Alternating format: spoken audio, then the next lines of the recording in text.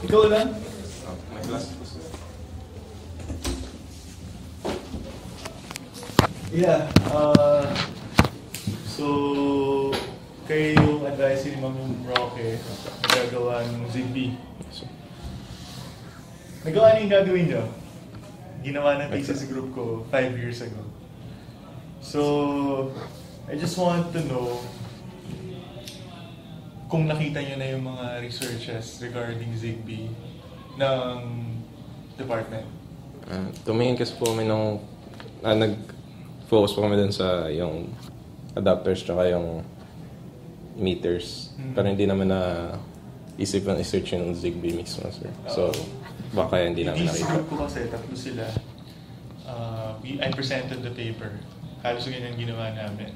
Pero ang difference is, instead na home appliance, university yung ginamit namin for classrooms. So, it's essentially the same thesis. Nagbaga. Yun lang ang difference, appliances sa inyo. So, I need to know ano na yung mga nakita nyong existing researches department, and then how do you plan to make your thesis different from theirs? So, sir, yung sa group niyo po 5 years ago, may ganun nga din po sila yung sinasaksakan, tapos ganun po. Yung... Bale, so ito yung device namin, meron siyang plug for the appliance, meron siyang Zigbee. So yan, nakakabit dito yung appliance, tapos we can monitor yung voltage, yung current, essentially yung power consumption niya, we can monitor. Tapos may hub po siya sa so ito loob. may Zigbee hub, may PC, ayan. PC. Yan, naka-Zigbee lahat yan. And then, sa PC, meron kaming interface doon. Makikita mo yung power consumption per room. You can enable or disable yung lights saka aircon sa room. Sa amin po, ang type sana po namin, Android device. Pero Meron na rin yun eh. Yung gusto yung gawin. Nakakita na ako nun eh. Plug nga siya eh. Maliit lang siya eh. Actually, I'm not stopping you from doing it. For me, kasi I conditionally approved your thesis. Ang gusto ko sana for Pro 2, evaluate mo if you could make it small. Na it's marketable. Kasi yung pang-product na. So. Pang-product talaga. Kasi this has been done many times na. There's even an existing product. Nakakita na ako eh. I don't know if it's Zigbee. Bluetooth yan. Pag kinabit mo siya sa easy mains mo, through your phone, you could connect your phone to the device. It can monitor yung power consumption mo. So wala na siya, sir. Parang hub device lang mismo. Oo. Kukonect ka directly through the Bluetooth. So kayo, ang difference nyo, so Zigbee kayo, meron kayong Zigbee hub. So yung Zigbee hub takes care of the whole buong bahay, lahat ng appliances doon. For me, para ipasa ko kayo ng Pro 3, gusto ko, it's a replacement for this socket. Look at this one. Yan, sir. Dapat mapagkasya na dyan. Yung parang saksakan na, sir, mismo. Pwedeng ganun. Yung, kahit hindi na, sir, yung parang may adapter ka pa, tapos ito yung saksakan adapter, tapos yung plug. Kung adapter ang gagawin nyo, gusto ko adapter, realistic yung size niya. Yes, sir. So, show me a prototype na kaya yung Pro 2. Pwedeng small. Pro 2, yeah. You have to make it small. Or ganong style. So, Pro 1 nyo, ang objective nyo is to evaluate the size of the device. Yes, sir. Make it compact. And then, pagdating ng Pro 2, you need to define yung size. Yes, sir. But Pro 2 kasi, it's only the advisor that signs your objectives. So you might as well talk to me din. Para makita ko kung hanggang gano'n yung kaliit magagawa. Yes, sir. Para hindi delikado sa 3. Para hindi kayo sumulay sa Pro 3. Okay, sir. So, ang options namin, either yung adapter na talagang kailangang efficient yung size, or ganun, or both. Yeah, or both. gusto ko ano siya, worthy of being marketed. So, parang final product na, sir. Final product dapat. Kasi marami nang Hindi pwedeng prototype ang end. Hindi ako masasatisfy sa prototype. Kahit ano naman para sa akin, as long as you can make it small form factor, okay na yan. Tapos, kasi smartphone yung interface yun, so bago yun. Hey, sir, inisip na pala sana namin kung pwedeng isama sa Smart Sweep next year or something. Smart Sweep, yung parang contest siya na pag in-integrate mo yung smart network, pwedeng manalo lang something. Ano yung smart network? What kind of smart network? Baka pwede kahit outside the home, pwedeng i-text or something. Eligible ba yun first? Yeah, actually, isa yung sa papadagdag ko. Yung outside the home? One is that you need to make it small form factor. And then two, you need to have some sort of interconnectivity outside of the home. So you should be able to connect your smartphone to the hub Outside. Although that's easy. Yes. It's easier than my other requirement. Ang inisip ko, sir, pwede na ba yun? Kasi hindi pa namin alam yung specifics ng Smart Sweep. Tanong ko sana kung alam niyo po kung pwede na yun. Kung eligible na siya. Ano ba yung Smart Sweep? Is it an API? A stack? Ano po? Parang tawag dito? Yung smart company. Smart. Yeah. Smart. Yeah. Hindi Yeah, pwede. Sige.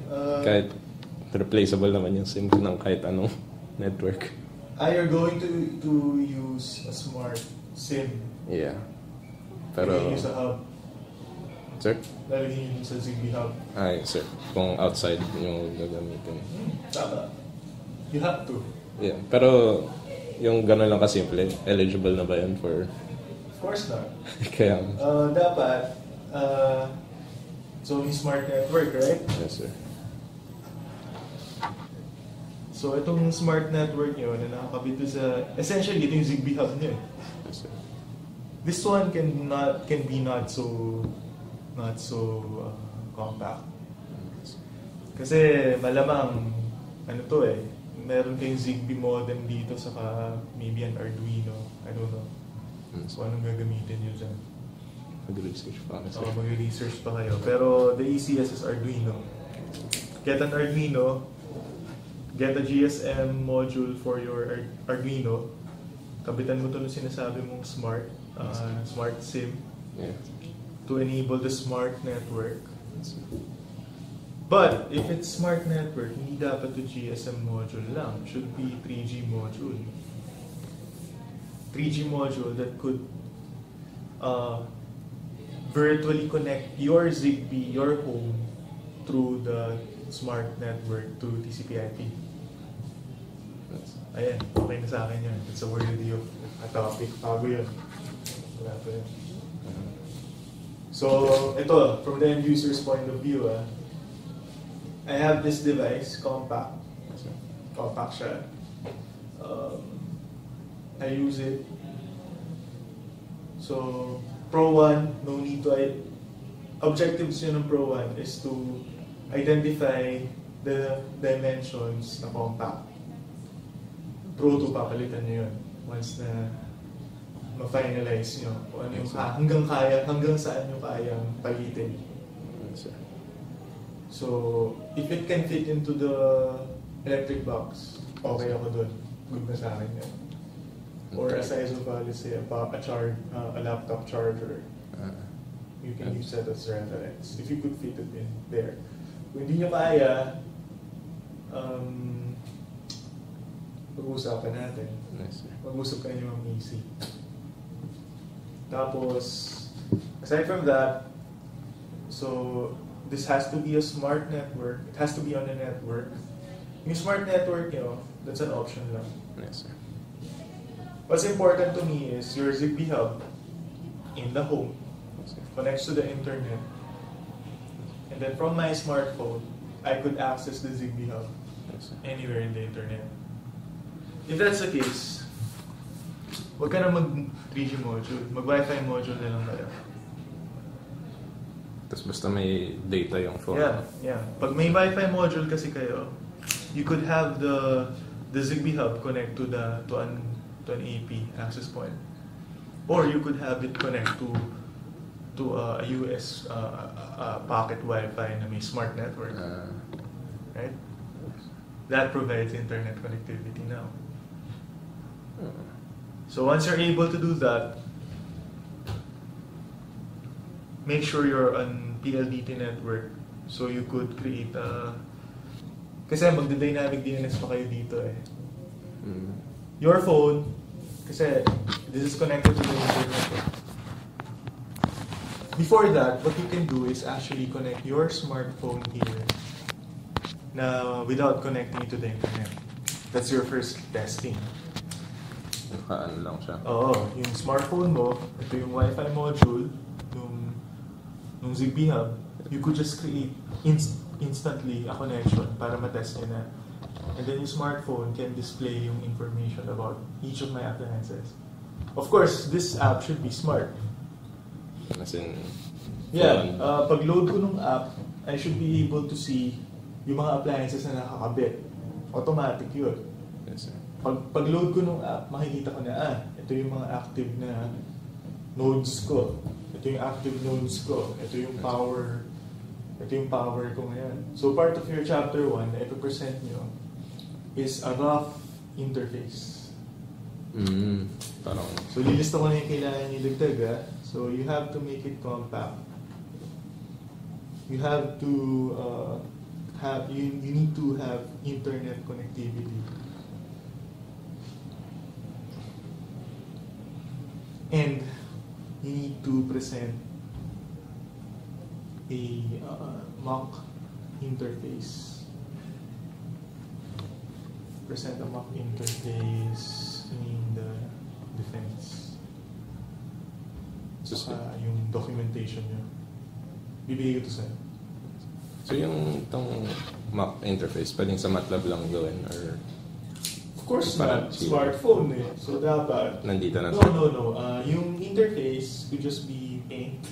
Parang ano lang, photo. prototype lang siya. Pictures. Yeah, pictures is enough.